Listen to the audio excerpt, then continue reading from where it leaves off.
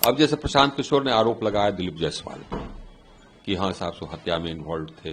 ये आरोप लगाया कि उन्होंने कोई मेडिकल कॉलेज पर ये कब्जा कर लिया अवैध रूप से, माइनॉरिटी मेडिकल कॉलेज। उसका उत्तर देना चाहिए अगर उनके पास उत्तर है तो, और नहीं तो बता दे कि हाँ हमारे पास उत्तर नहीं। आइए उत्तर है तो मानहानि का केस कर देना चाहिए। इसी तरह से सम्राट चौधरी ये बार बार कहता है कि उप मुख्यमंत्री है, 7वीं फेल है। भाई मैट्रिक का डिग्री दिखा देना चाहिए, ग्रेजुएशन का डिग्री दिखा देना चाहिए। ये साहब ये सरकार की क्रेडिबिलिटी पर, पार्टी की क्रेडिबिलिटी पर सवाल पैदा करता है और उसका जवाब देना चाहिए अगर उनके पास जवाब है तो। अगर जवाब नहीं है तो इस्तीफा दे देना चाहिए। आरा के पूर्व सांसद और मोदी कैबिनेट के पूर्व मंत्री आर.के. सिंह ने बागी तेवर अपना लिए हैं।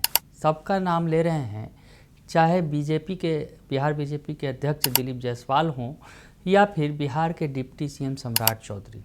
उसके अलावा अमरेंद्र सिंह, राघवेंद्र सिंह सबको कटघरे में खड़ा कर रहे हैं। इतना ही नहीं, जदयू के नेताओं को भी वो कटघरे में खड़ा कर रहे हैं और कह रहे हैं कि अगर इन नेताओं को टिकट दिया गया तो वो उनके खिलाफ प्रचार करेंगे। नमस्कार, दर्श न्यूज़ देख रहे हैं आप, मैं हूं अनुराग। बड़ी खबर निकलकर सामने आ रही है। आर.के. सिंह, पूर्व केंद्रीय मंत्री और मोदी कैबिनेट में बेहतर काम करने वाले मंत्री आर.के. सिंह ने अब बागी तेवर अपना लिए हैं और कह दिया है उन्होंने कि उन्हें कोई डर नहीं है, जिसे जो कार्रवाई करना है वो करे। और उन्होंने खुलकर नाम लिया है। सबसे बड़ी बात उन्होंने कही है, जिस तरह से आरोप लगाया प्रशांत किशोर ने बिहार के जो बीजेपी के अध्यक्ष हैं दिलीप जायसवाल या फिर बिहार के डिप्टी सीएम सम्राट चौधरी पर, उस पर उन्होंने साफ तौर पे कहा कि इन्हें आकर सफाई देनी चाहिए और सफाई नहीं देते हैं तो इस्तीफा दें। क्या कुछ कह रहे हैं आर.के. सिंह, उनका बयान सुन लीजिए आप।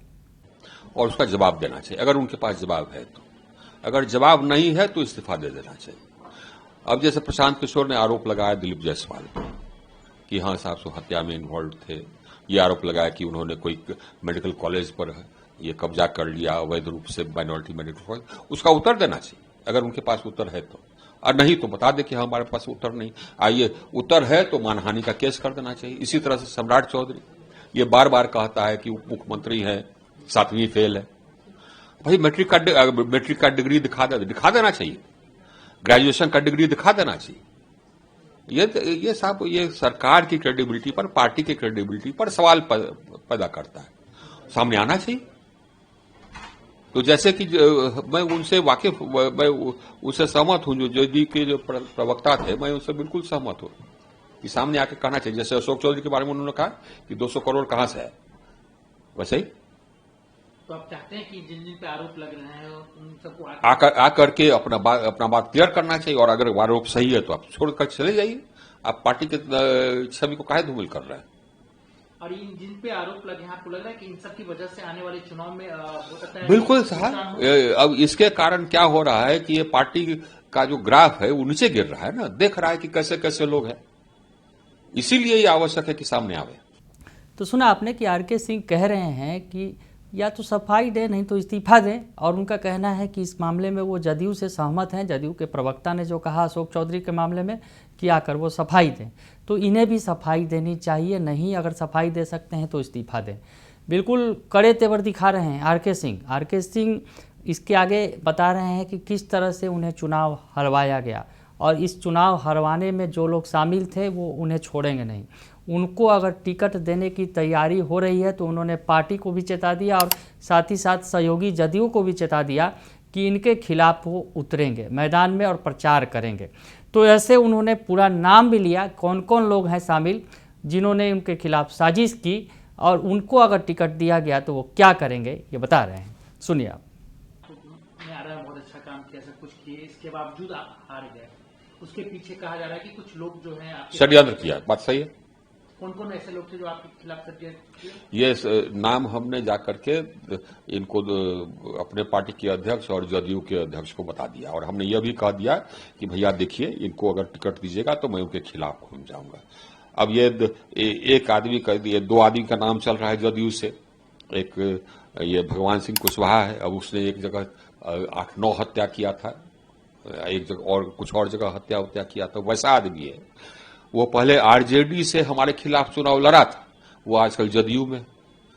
और उसको जदयू ने ये एमएलसी बना दिया। अब सुनते हैं कि टिकट देने जा रही है। तो हमने संजय झा जी से कहा कि भैया ये हमारे खिलाफ काम किया और इसको आप टिकट दीजिएगा तो हम इसके खिलाफ घूमेंगे। इसी तरह से राधाचरण शाह, वो भी जदयू से हैं। सुनते वो तो मशहूर है, इनका नाम मशहूर है कि ड्रग माफिया है, ड्रग स्मगलिंग में इन्वॉल्व थे, ईडी के द्वारा पकड़े गए थे। उनको भी एमएलसी बनाया गया है। उनको भी सुनते हैं कि टिकट देने जा रही जदयू। तो हमने कह दिया कि आप दीजिएगा तो हम घूमेंगे। इसी तरह से भाजपा के भी एक राघवेंद्र सिंह है, बरहरा वाले, अमरेंद्र सिंह है, ये लोग हमारे खिलाफ किए थे। तो हमने नड्डा जी को भी कह दिया कि ये लोग हमारे खिलाफ घूमेंगे, ये लोग को टिकट दीजिएगा तो हम उनके खिलाफ घूम जाएंगे।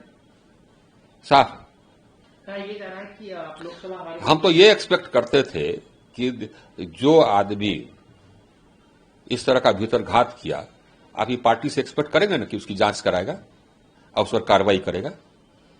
हम तो ये एक्सपेक्ट करते थे। आइए जाकर के हमने अध्यक्ष से कहा था, बताइए। कहा जा रहा है कि आप विधानसभा का चुनाव लड़ना चाह रहे हैं। अरे नहीं भाई, कदापि नहीं। लोग पूछे कि अगर पार्टी को टिकट पार्टी कहेगी लड़ने के लिए तो क्या, तब हम बोले कि नहीं, पार्टी अगर आदेश देगी तब तो फिर सरकार को पर अपने मन से कदापि नहीं, क्यों लड़ेंगे। तो सुना आपने कि आरके सिंह बता रहे हैं कि जदयू के भगवान सिंह कुशवाहा और राधाचरण शाह जो हैं उन्होंने उनके खिलाफ साजिश की। बता रहे हैं कि भगवान सिंह कुशवाहा 8-9 हत्या कर चुके हैं, तो जो राधाचरण शाह हैं वो ड्रग्स माफिया हैं। उसके अलावा बीजेपी के नेताओं का भी नाम ले रहे हैं, अमरेंद्र सिंह, राघवेंद्र सिंह, और कह रहे हैं कि सबने जो उनके खिलाफ साजिश रची और वो हारे हैं। तो ऐसे में वो उन्हें छोड़ेंगे नहीं। अगर वो चुनाव में उतरेंगे तो वो उनका विरोध करेंगे। और साथ ही साथ विधानसभा चुनाव के बारे में कह रहे हैं, लड़ने का जहाँ तक सवाल है, अगर पार्टी उन्हें कोई भूमिका देगी तो वो करेंगे, नहीं तो अपने मर्जी से उनको लड़ने का कोई शौक़ नहीं है। उसके अलावा इतना ही नहीं, पवन सिंह ने उनसे माफ़ी भी मांगी है। ये कह रहे हैं, बता रहे हैं पवन सिंह क्यों माफ़ी मांग रहे हैं, क्या कहा है पवन सिंह ने उनसे माफ़ी मांगते हुए, वो भी सुनिए आप बयान। पवन सिंह से आपकी मुलाकात हुई है, हाँ। क्या बात हुई, पवन सिंह क्या बोले? पवन सिंह आए थे, वो बेचारे हमसे माफी मांग रहे थे कि उनको खड़ा होना पड़ा। वो हमको एक्सप्लेन किया कि क्यों उनको खड़ा होना पड़ा, अपनी बात बताए कि साहब सो देखिए, पहले हमको टिकट दिया गया, उसके बाद कहा गया कि विड्रॉ करने के लिए कहा गया, दूसरी जगह से टिकट दिया जाएगा, नहीं दिया गया तो फिर हम नाराजगी में खड़े हो गए, यही बोल रहे थे। और वो बेचारे बहुत शर्मिंदा थे कि माफी मांग रहे थे, यही तो बात हुई। सर, आप जिस तरीके से अपने पार्टी और अपने गठबंधन पे क्लैरिफिकेशन मांग रहे हैं, हो सकता है आप पे कार्रवाई कर दी जाएगी आपके ऊपर। देखिए साहब, ये तो कब का कितना बार लोगों ने कहा कार्रवाई कर देंगे, जब हम सर्विस में था तब भी, या जबकि पॉलिटिक्स में तब भी। करो ना, हमको कोई फर्क नहीं पड़ता है। और हम पार्टी के खिलाफ नहीं बोल रहे, हम ऐसे लोगों के बारे में बोल रहे हैं जिनके कारण पार्टी का जो इमेज है वो धूमिल हो रहा है। उनके रहते हुए अगर अपने आप को साफ नहीं करते हैं तो उनके कारण पार्टी को हानि हो रही। तो सुना आपने कि आरके सिंह ने कहा कि पवन सिंह उनसे मिले थे, उनसे माफ़ी मांगी है और कहा है कि जिस तरह से पहले उन्हें टिकट दिया गया, फिर टिकट काट दिया गया, तो ऐसे में उनके पास कोई रास्ता नहीं था, इसलिए वो चुनाव में उतरे थे, इसके लिए वो माफ़ी मांग रहे थे पवन सिंह। और इस दौरान उन्होंने ये भी कह दिया, जब सवाल पूछा गया आरके सिंह से कि अगर आप इतने बागी तेवर अपना रहे हैं, नेताओं के खिलाफ खुलकर बोल रहे हैं, तो आपके ऊपर पार्टी कार्रवाई करेगी। तो कहें कि जिसे जो कार्रवाई करना है करे, मैं उन कार्रवाइयों से डरने वाला नहीं हूँ। तो आरके सिंह के जो तेवर हैं बिल्कुल बागी तेवर नज़र आ रहे हैं, बड़े बड़े नेताओं के खिलाफ खुलकर बोल रहे हैं और स्पष्ट तौर पर बता रहे हैं कि किसने किसने उनके साथ खिलाफ साजिश की, और अगर वो चुनाव मैदान में उतरेंगे तो उनका भी पत्ता गोल करेंगे वो। और साथ ही साथ बिहार के डिप्टी सीएम और बिहार बीजेपी के अध्यक्ष के खिलाफ भी वो बोल रहे हैं और कह रहे हैं कि वो सफाई दें, नहीं तो इस्तीफा दें। तो फिलहाल के लिए इतना ही, बने रहिए दर्शन न्यूज़ के साथ। धन्यवाद।